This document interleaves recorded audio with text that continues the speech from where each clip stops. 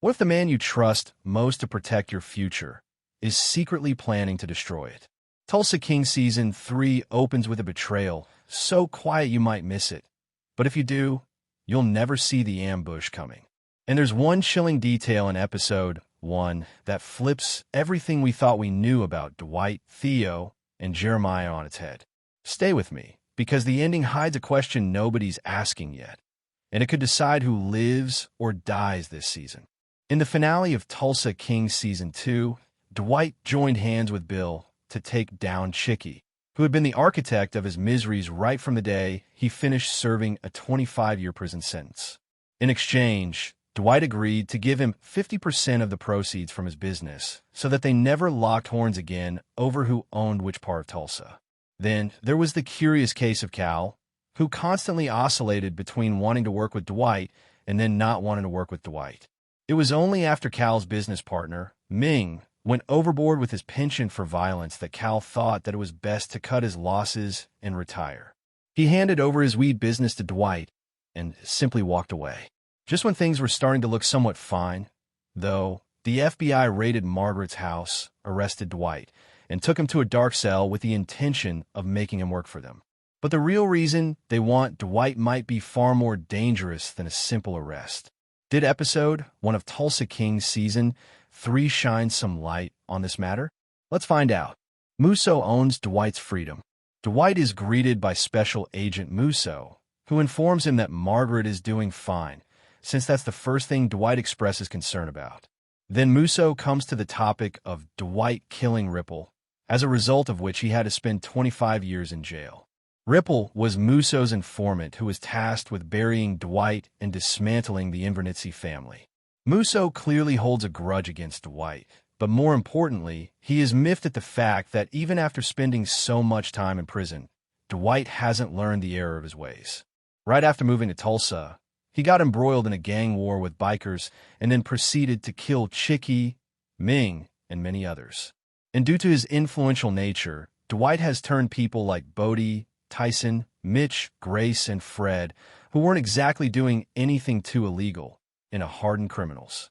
Dwight isn't in the mood to listen to Musso's lecture and requests that he come to the point he has been trying to make. Musso obliges and says that there are certain things that law enforcement agencies can't exactly do, and that's where Dwight comes in. But what Musso really wants from Dwight, that part stays maddeningly hidden for now. Dwight meets Ray. After freshening up, Dwight heads to Margaret's farm to have a chat with her, apologize about everything that went down, and give her an explanation as to why Special Agent Musso is after him. In addition to that, I think he breaks up with her because she doesn't want to get hurt in the grudge match between him and Musso. After exiting the farm, he gets a call from somebody called Ray, who wants to meet him as soon as possible. Dwight tells Ray that this isn't the best time to do so, but Ray threatens to harm his grandkids. Hence, Dwight caves in and agrees to meet Ray. Goody seems to be the mediator between Ray and Dwight, and he takes his boss to the room where Ray is waiting for him. After exchanging some pleasantries, Ray tells Dwight that he wants to give him what the Invernizzes had promised him after he went to jail for them. He wants to help Dwight establish his own crime family and have his own territory in New York. Since Dwight is doing just fine in Tulsa, he rejects the offer. But Ray's threat about Dwight's grandkids lingers. Could this be the real fuse that lights the war to come? Mitch has an offer for Dwight. Mitch, who seems to be doing a splendid job of running Car City along with Fred, reunites with an old friend and fling of his, Cleo Montague, who has returned to Tulsa after a very long time. While catching up, Cleo informs him that her father, Theo, wants to sell the distillery because business hasn't been booming for quite some time. He has already found a buyer, Jeremiah Dunmeyer.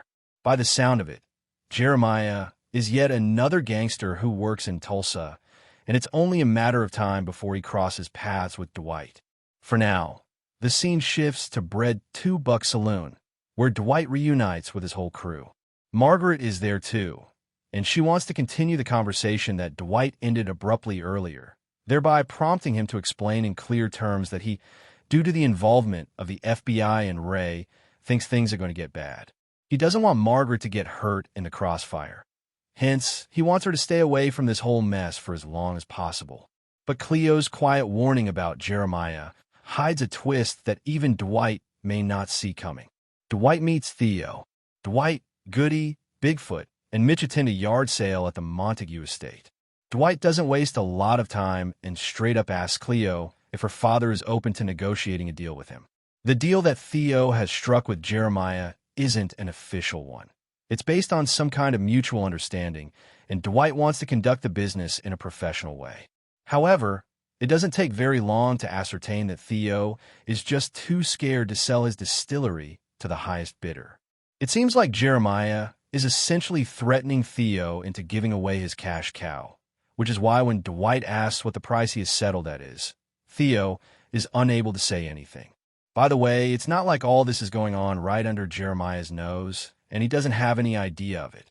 No, he has planted his son, Cole, at the yard sale so that he can keep track of any unusual activity. When Mitch asks Dwight about how his meeting with Theo has gone, he lies that he has taken the first step towards changing Theo's mind. But is Theo's silence fear, or is it part of a much bigger trap? Jeremiah kills Theo. At the end of Tulsa King Season 3, Episode 1, we see Dwight, along with Cleo and Mitch, sitting down for a conversation with Theo regarding his distillery, his estate, and his legacy. It's pretty apparent that if Theo gives up the rights to his business to Jeremiah, he'll leave nothing for Theo and his family. Meanwhile, Dwight will ensure that they both make a profit from the business so that both of their families can have a bright future ahead of them. On that note, Dwight and Mitch head back home. While having his dinner, Dwight gets a call from Musso, who apparently knows that he has been in conversation with the Montagues. Before Dwight can learn more about this informant, Musso hangs up. As for Theo, he gets a visit from Jeremiah himself, who wants to know if he is still willing to respect the deal that they had shaken on. But how exactly Jeremiah enforces that deal, and whether Theo survives the night, remains the question that sets up the rest of the season. So did Jeremiah really kill Theo, or is someone else pulling the strings from the shadows?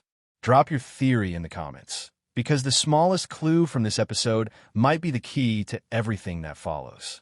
If you caught a detail I missed, share it below, and hit that like button so more Tulsa King fans can join this hunt for answers. And don't forget to subscribe, because the next episode could expose the traitor we've all been guessing about.